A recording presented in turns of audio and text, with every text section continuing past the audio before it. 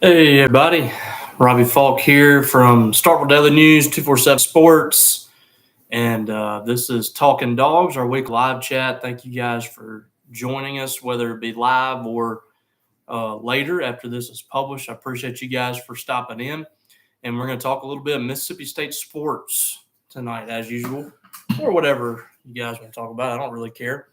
But mostly we're going to talk about Mississippi State sports and mostly about Mississippi State baseball, which is right at the forefront right now of Mississippi State athletics, and not and a good thing. It's not how it was last year at this point in time when Mississippi State was competing for the SEC West and would later compete and win a national championship.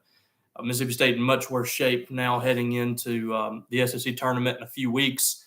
A ton of work to do, and we're going to get into all that and kind of what Mississippi State has to do to get into postseason, as it is getting tougher and tougher now for the Bulldogs to see themselves playing beyond Hoover in the SEC tournament. So, as always, I remind you guys to go subscribe to this channel if you aren't already. I know most of you guys that stop in usually are, so I appreciate that. But for those that aren't, and for those that don't understand or know what goes on here, I wish you guys would go over there and subscribe to that channel, this channel, and we'll keep you updated on press conferences. Those are always posted immediately after press conferences. You guys can go check that out right away. If you're subscribed, it'll notify you, and also will notify you whenever we do these Talking Dawgs sessions or any other things that we do on this channel. So make sure you're over there subscribed to this channel so you can be up to date.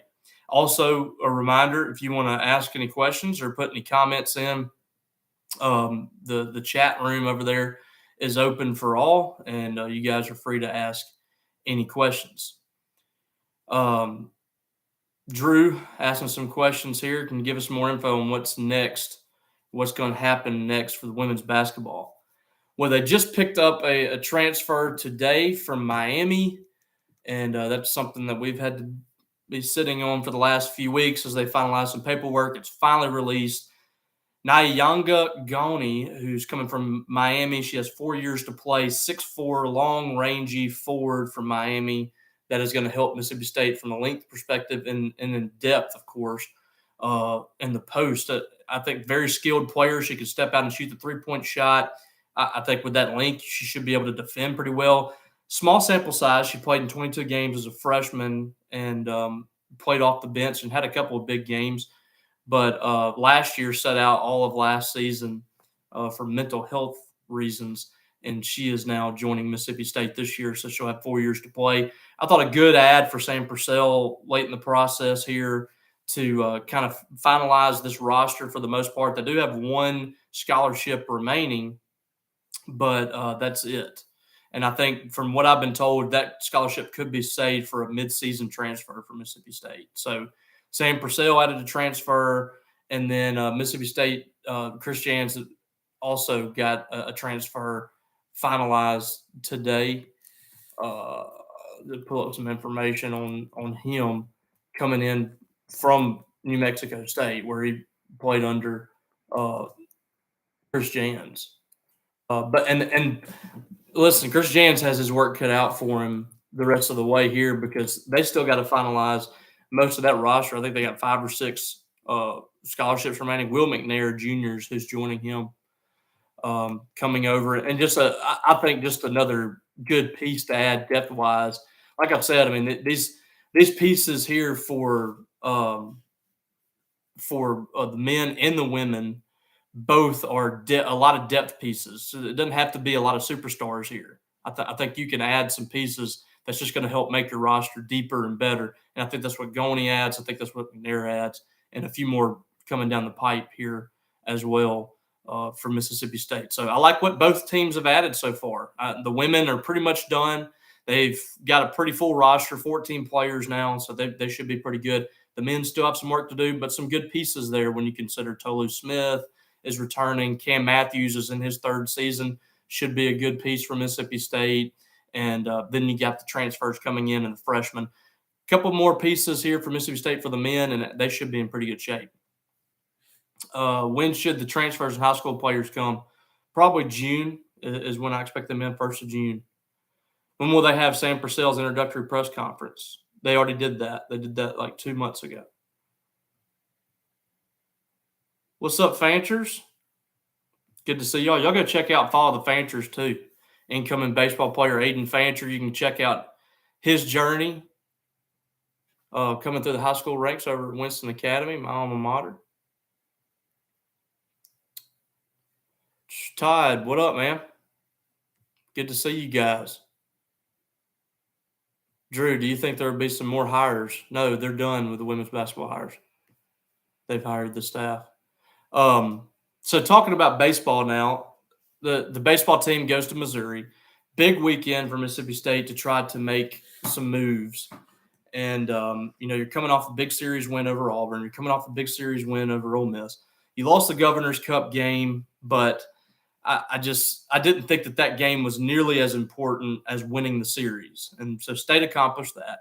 They won the series in Oxford. And right now the big thing is just stacking up SEC wins. So midweek game, not as important. So you got to go to Missouri. You got to go take that series. You really need a sweep going into that weekend. State comes out, and I thought just really hammered the baseball on Friday night, did everything they had to do. You were really good offensively. Brandon Smith put up another great game, 7 1/3 innings. And when you build the lead like you did, which State got out to an early lead and Brandon threw up some zeros. And then you had the big innings in the middle of the ball game that pushed that lead out.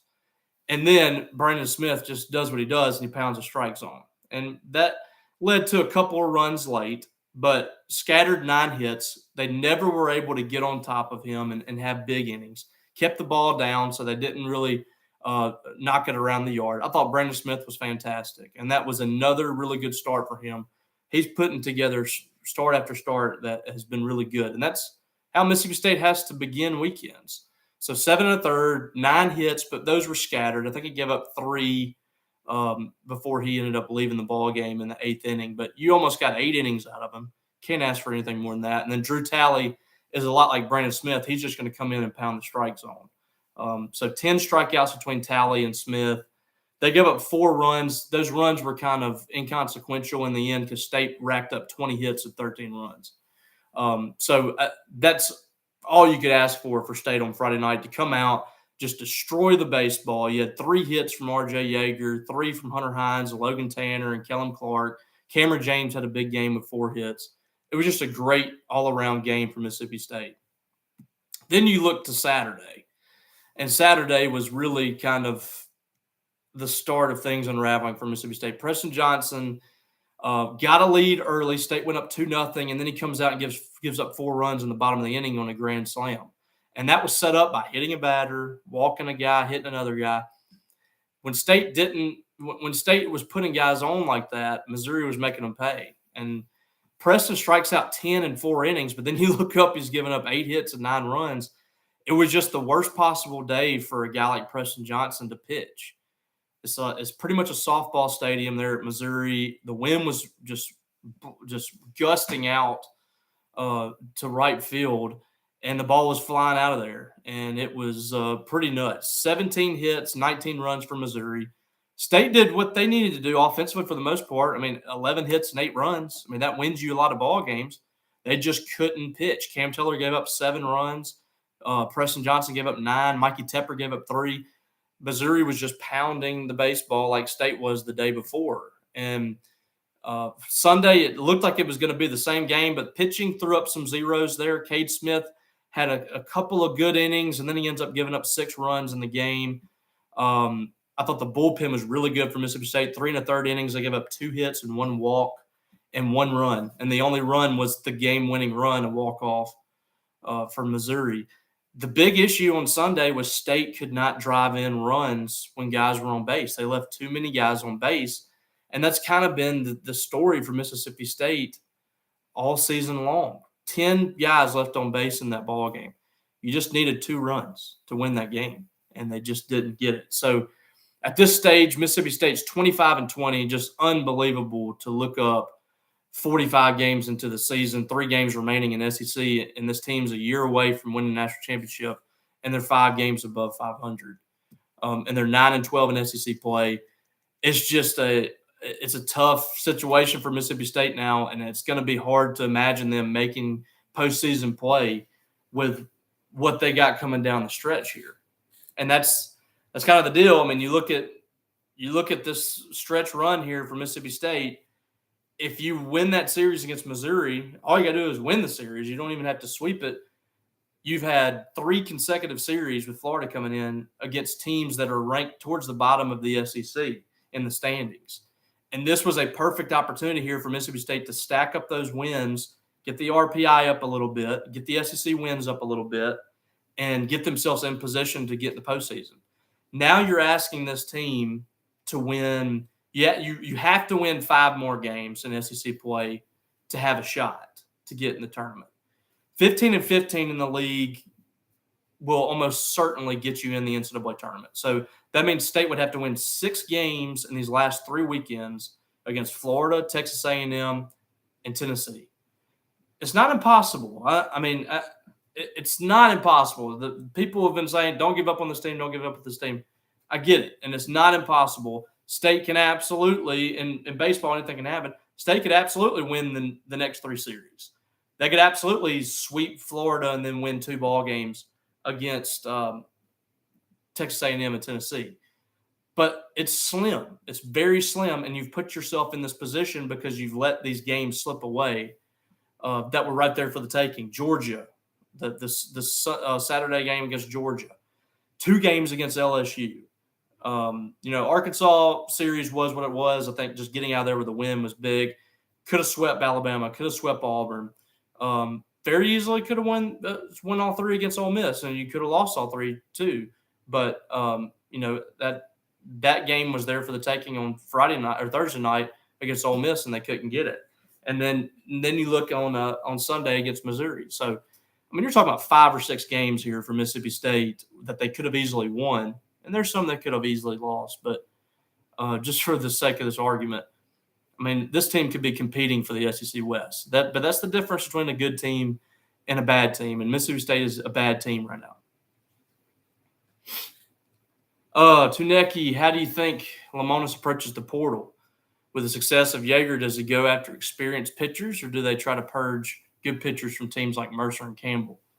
That's a good question. It really just depends on what's available, first and foremost. I mean, I've always been kind of the opinion of the guys that seem to have the most success seem to be those all-conference guys from the smaller conferences. I mean, look what R.J. Yeager's doing here.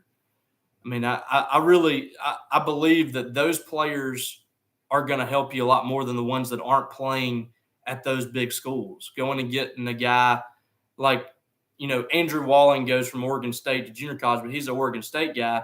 He's not helping you right now. And he's a Power 5 guy. And you look back, Nate Lowe comes from Mercer to junior college, and you get him. R.J. Yeager comes from Mercer, a guy that was all conference, 15 home runs or whatever he hit there, 12 home runs, whatever it was. And he's coming here and making a difference. He's absolutely, I think, your best player right now. So, I think a lot of guys mentioned last year Zach Nito whenever he came up here from Campbell. That guy at shortstop right now would completely change this team, I think. And Lane Forsythe's done a great job down the stretch. He's starting to really see the ball, but Zach Nito is a guy that could be batting 350 for Mississippi State. I mean, alter it a little bit with the change in competition. 350 at shortstop, playing what the shortstop that he does, and along with R.J. Yeager, I mean, that's a different-looking team for Mississippi State. Looking at R.J. Yeager right now, 316, which let me look at where he was. He's made a tremendous jump in conference play. I mean, before conference, he was batting at one point 171 coming into that second Princeton game. Gets into conference play. He had that big week against Princeton and Binghamton. He hit a couple of home runs against Binghamton. Was batting 244 after the first Georgia game, which was the first weekend. He's now 316 at the plate, which is three spots behind Brad Cumbas for first on the team. 49 hits, 9 doubles, 16 home runs, which leads the SEC. He leads the SEC in home runs in conference games only. And he has 16 on the year, 46 RBIs. I mean, he's going to hit 20 home runs at Mississippi State this year. So it's really crazy what a guy like that's done for Mississippi State. And, I don't want to diminish what other guys have done. I mean, Brad Cumbas has been really good this year. Cam James has made a jump. Logan Tanner's made a jump. Hunter Hines has been fantastic. Luke Hancock's batting better than he was last year. But it just hasn't been enough because the pitching hasn't been good enough. And the offense, it hasn't been a hitting issue for Mississippi State. It's been situational hitting for Mississippi State. There hasn't been a guy that's been able to come up there when the bases are loaded with one out and send a ball in the outfield routinely to bring a run home. That guy's coming up and striking out because he's trying to do too much. So that's really been the issue for Mississippi State. It hasn't been collecting hits, hasn't been hitting home runs. It hasn't been a batting average. Mississippi State's batting average is better across the board right now than it was last year for the most part. I mean, they're batting 280 as a team. So I don't know if that was better than last year, but I think it was. But, I mean, you look up and down. I mean, the numbers are up from these guys.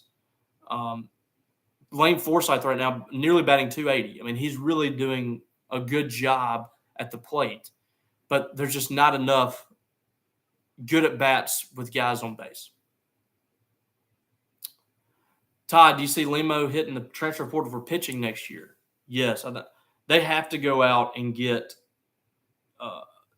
2, 3, or 4 guys that are going to make an impact. I mean, it's got to be guys that are going to make an impact. It's got to be guys that, like I was just mentioning, that probably are coming from a conference that's a little below the SEC, looking for a better opportunity, that have made a difference in that conference. An all-conference pitcher, a pitcher of the year in Ohio Valley Conference. I don't know. Somebody that's had a really good season that you think can translate that. It doesn't have to be a guy that's throwing. We get so caught up in what's their velocity. Can the guy throw 98? The guy at Tennessee, everybody's just clamoring over this guy. He's throwing 105. That's great. I want to know, can a dude pitch? Can he get a guy out? Because we saw a guy yesterday that was throwing like 88 from the left side. State struck out 6 times against him, couldn't get a hit. Give me somebody like that. Give me somebody that's going to get outs. It doesn't matter whether they throw 95 or 85. If they're getting swings and misses, if they're locating, if they're throwing strikes, that's the guy that Mississippi State needs. They need about 4 of them. How do you feel about Foxall? He has been handed a lot of talent since he's been here, and now there's not much with the arms. This season, it hasn't been good, but I don't know if it's fair to judge him just completely on this season. I thought last year he handled State's arms exceptionally well. I thought he had, just some of the freshest arms coming in the postseason as anybody. And a lot of that's because of how he handled things with Landon Sims and Will Bednar and guys like that last year. But, you're seeing a lot of arm injuries, and I don't think it's fair to blame all of that on him either, because it could be a case-by-case basis. You start seeing a whole lot more here from Mississippi State, then you have to start asking some questions. But it just hadn't been a good year for anybody. I mean, this year's just not been good for Mississippi State. From players to coaches, things just haven't gone the way that they have in 2019, 2021. Those 2 seasons, every button that Chris Lamone has pushed worked. Everything that Scott Foxall did worked. And it's just, this year's just not. Ping Pong, what's up, man? Yeah, tell of 2 teams, last year and this year's team. Just a completely different kind of mindset. And last year, you never counted that team out. This year, I've been waiting for that moment, and it just hasn't come. Mississippi State baseball has become kind of at some point they're going to click. And this year, it hadn't been able to stabilize. Todd, I'd like to see him put Jess Davis in center field and leave him there. Yeah, at some point you got to stick with somebody in center. And I thought Jess was doing fine. He made a really good catch on Saturday. His defense is there. So he had a hit on Friday night with 2 RBI with a walk. He was 0 for 3 on Saturday, but I didn't think that warranted the bench. But I don't know the reasoning there. I don't think it was a matchup thing because I think both of those pitchers are right-handers on Friday and Saturday. So I don't really think that was a matchup. Could have been banged up. I don't know. I mean, it's hard to say. I wasn't there, so couldn't ask that question. So very easily could have been banged up. Taneki State's offense is either feast or famine.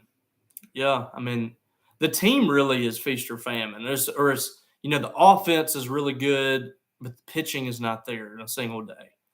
Or the pitching's really good and the offense can't get big hits. It's like they're never both clicking at the same time. And that's kind of been the issue. You got to get everything clicking at the same time. Mississippi State just can't do it. Ty, the game has changed when you start purging some players from other schools. Yeah. The teams that are winning, the teams that are hitting the transfer portal, that's what they're doing. I mean, this is a different kind of game across the board in football, basketball, baseball, every sport. I mean, it is what it is. A lot of people don't like it, but that's the game right now, and that's what you got to deal with. I saw 2 players in Kroger about an hour ago buying cases of adult beverages. Ooh, I would say they're ready to play loose the rest of the season. Hey, maybe it helps. They used to smoke cigarettes on the sidelines back in the day. Matthew, is Tennessee the NWO of college baseball? Yes, they are. Their fans are heavily in my mentions too right now, as you would expect. Which is really interesting.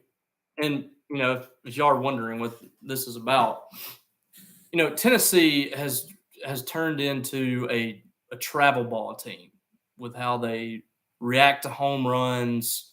Everything is, there's got to be some kind of reaction about everything. They come around third base and score at home, and they run past the plate and then run back and touch the plate with their index finger. They get in the dugout after a home run and put on a hat that says Daddy, and they put on a Game of Thrones fur coat, which is fine. I mean, it's fine. You want to – the game is supposed to be fun. It's not supposed to be uptight. It's supposed to be a game for kids. It's perfectly fine. But it's whenever you get upset at other people celebrating the same way that you celebrate that really is kind of strange.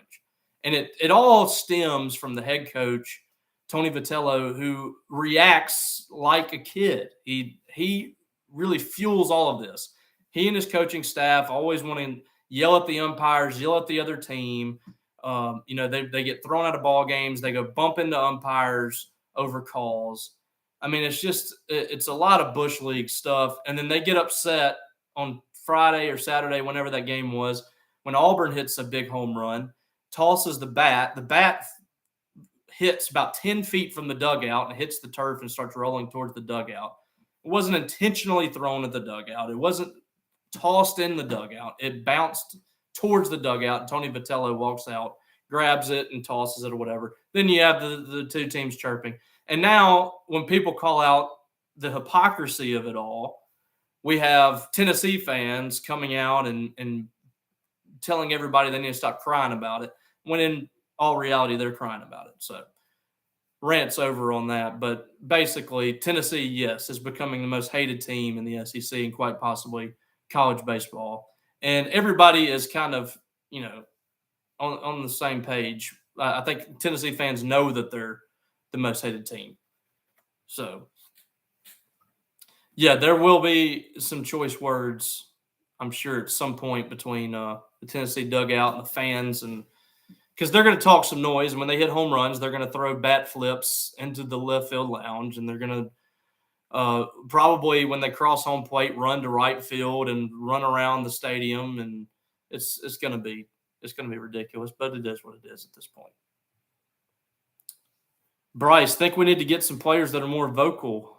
I know Lotan and Mule and the experienced guys are leaders, but they're pretty quiet too. So in tense moments, we need someone more vocal.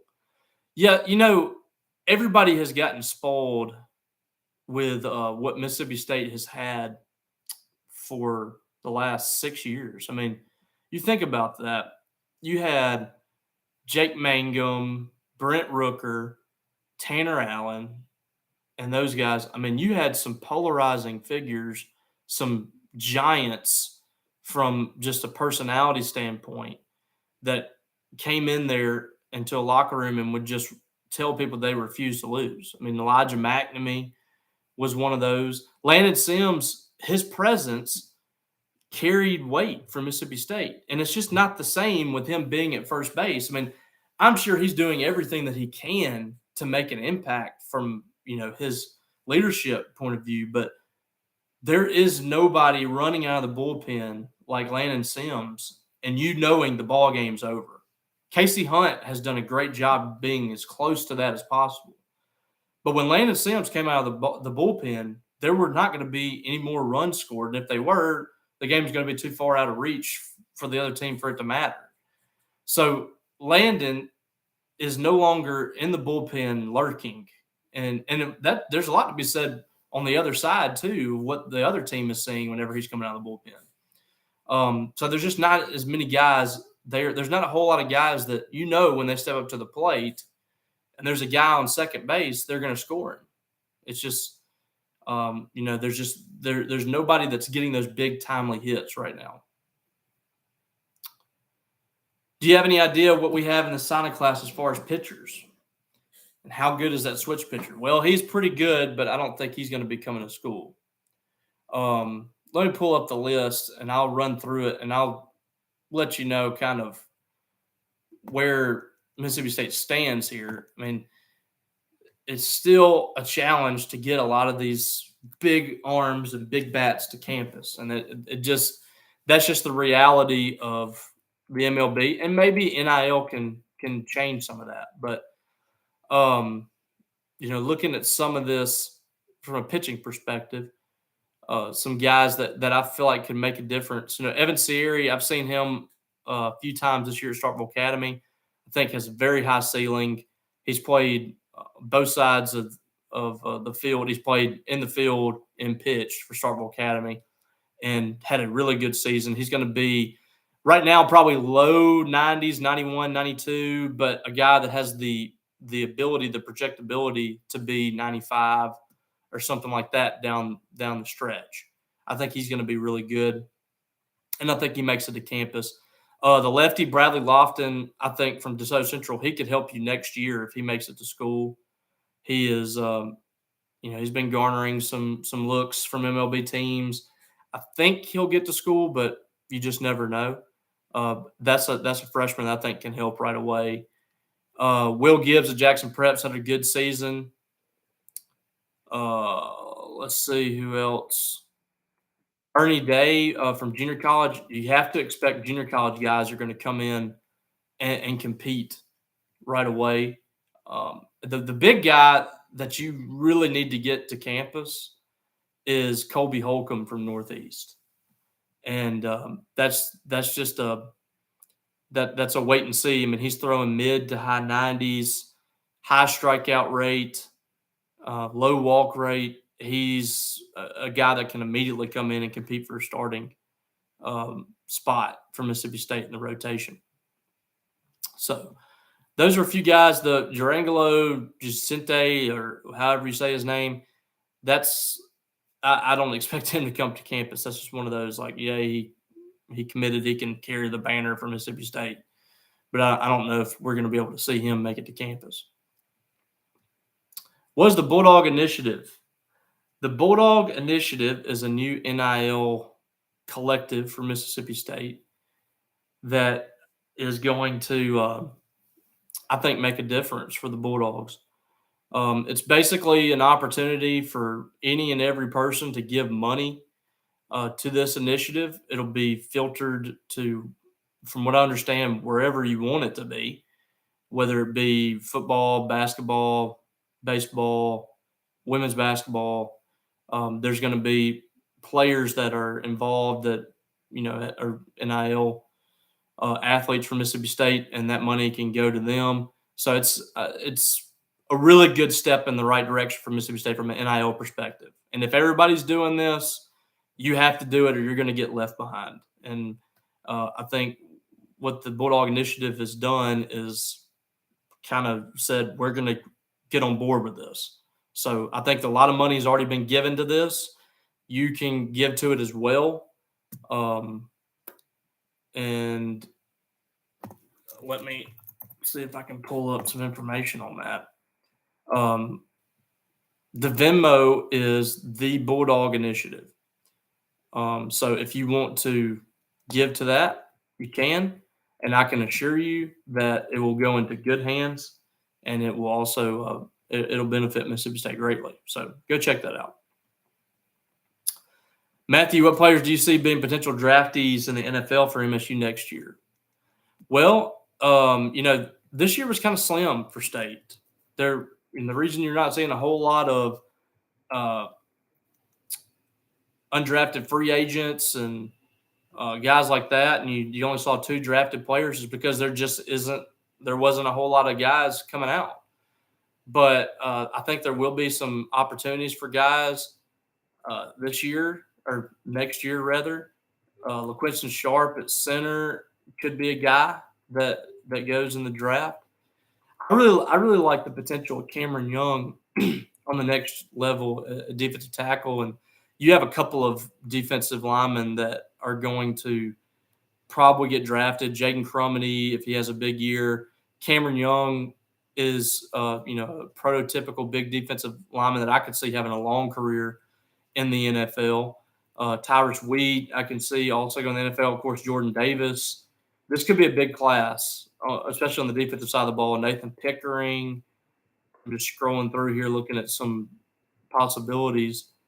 DeMonte Russell's draft eligible. Who knows about him? He's got a good build to him. Probably needs some more production. Let's see who else could be.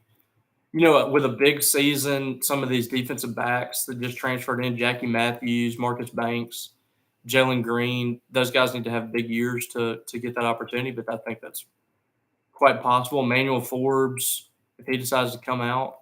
So you're going to see a lot more names here from Mississippi State this year than what they had this past season. They got a lot of talent coming out.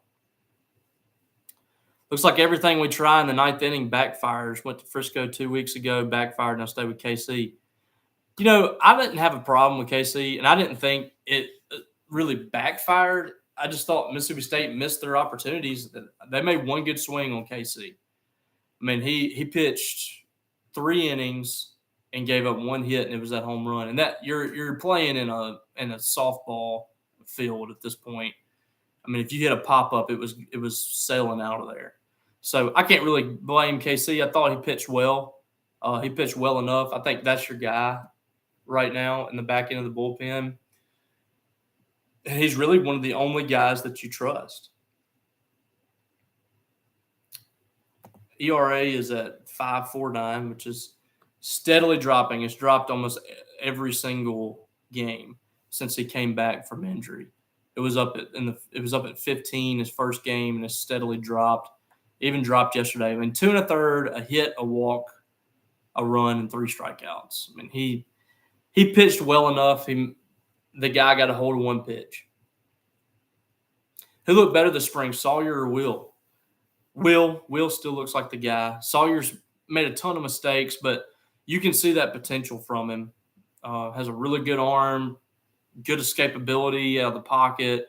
He can move around for you a little bit if the pocket ever breaks down. I think he's a better athlete probably overall and a better arm, but Will just has right now he just has this thing locked down. It's going to be hard for me to imagine anybody else taking over at quarterback unless there's some kind of unfortunate injury or something, because Will has command of this offense, and I don't see him letting go of it either. And, hopefully Sawyer sticks around and waits his turn, because I think in a couple of years, I mean, he could be really special. He's got all the tools. All right, any more questions? Throw them in that chat over there if you got them. By the way, if I always got to give my plug to 247. If you're not subscribed to us, we have a 60% off deal right now. Good time to check in over there. You also get Paramount Plus for free, so that's a really great deal. You can watch Yellowstone. That new show about the Godfather's out. Pretty cool. So come check us out, and we got some great perks over there, and some really good Mississippi State content as well. Who's the starting five for women's basketball going to be? That's an interesting question. There's a few different ways that you can run that starting five. If you choose to go big, you can do it one way, or you can go smaller. I think Anastasia Hayes is probably going to be your starting point guard, and then probably Jerkayla Jordan at the 2, maybe Debrisha Poe possibly at the 3. I know they're really high on her. She could play the 3. Danae Carter possibly at the 4, or Goni if you want to go with a bigger lineup at the 4, and then Jessica Carter at the 5. I think what you have locked in, you have 3 starters locked in. You have Jessica Carter, Anastasia Hayes, and Jerkayla Jordan, and the rest is up for grabs. But it's a good position for Mississippi State to be in because they didn't have that last year. They have 4 players over 6'4" now. They've got several guards that can score. It's a solid roster for Sam Purcell to work with in year one. So I'm really excited to see how all that plays out. Should be a really competitive fall for Mississippi State for those spots. And the ones that don't win the position, you have a solid 3 or 4 players off the bench that you can bring in to give you some good minutes. So they're in a really good spot. They're in a much better spot than they were coming into last year, and especially in the middle of the season last year. Thoughts on Garcia and Fountain going to A&M and LSU? Was a little surprised. No knock on those 2 players and their talent. I was a little surprised that they made it to another SEC team. All aboard the Kenny Pickett train. Might as well, man. I'm not on the Mitch Trubisky train. I know that. So I pretty much have to go all in with Kenny Pickett at this point because I'm not following Mason Rudolph either. First one to make the tourney, Jans or Purcell?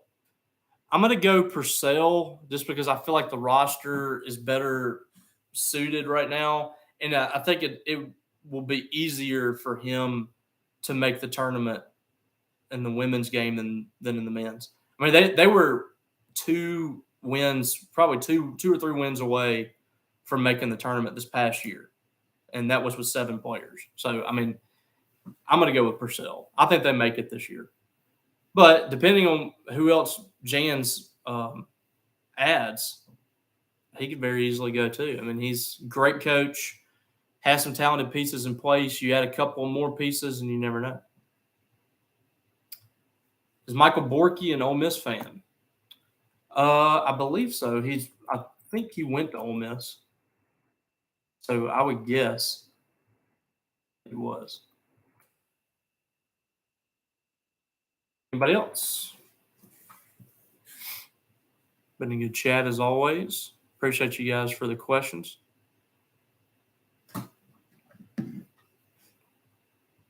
Just wanted to kind of check in on some thoughts from you guys on this baseball team. I know it's frustrating after the season that they had last year, but, seasons like this happen. You have some down years where you just you don't really know what's going on. Why does Lamonis leave pitchers in too long? Well, a lot of times that they really don't leave pitchers in too long. Just the result of the play, fans kind of get frustrated with it, and they think that they left the pitcher in too long, and really it was the right call. He was facing the 8-hole hitter. The guy had hit like 1 home run all year. I didn't have a huge problem with it. He wasn't pitching very well, but that's your starter. That's a guy that's battled through some bad moments this year. It's kind of the same thing with Preston Johnson. Everybody was wanting to get him out in like the 2nd inning. I mean, he's battled through that stuff all year, and you just don't trust this bullpen. That's kind of the issue right now. You just don't trust anybody in this pen. And they didn't trust anybody to come in right there and get the out. And unfortunately, the guy had a kind of a freak swing for him because he's only hit one home run all year. But, it's one of those things where, nobody really says anything if he doesn't hit the home run. And then when he does, it's, what is he doing? So, I mean, he can't really win for losing there. Where's Jack Walker been? Well, he just hasn't been able to command the strike zone. I mean, they just can't. Still a young guy. I mean, 11 walks in 14 innings, 17 hits and 15 runs. I mean, they can't put him out there right now against competitive teams. He's not quite ready, but I like Jack Walker. I think he's going to be good for Mississippi State. All right, guys. Well, I sure appreciate it. Once again, go subscribe and make sure that you're following me on Twitter. Make sure you're over there at 247 and subscribing to us. We appreciate it. So we'll pick this back up probably next week. We got Thunder and Lightning back this week, so make sure you go check that out. Brian has decided he's ready to work again. So go check it out. Go subscribe to that too if you aren't already. We talked about the baseball game today. That should be going up tonight at some point, and you can go listen to our thoughts there. Some of the same thoughts that I had today, but go listen anyway. All right, guys. Appreciate you. Hope you have a great rest of your Monday. Enjoy the rest of your week, and we'll holler at you later.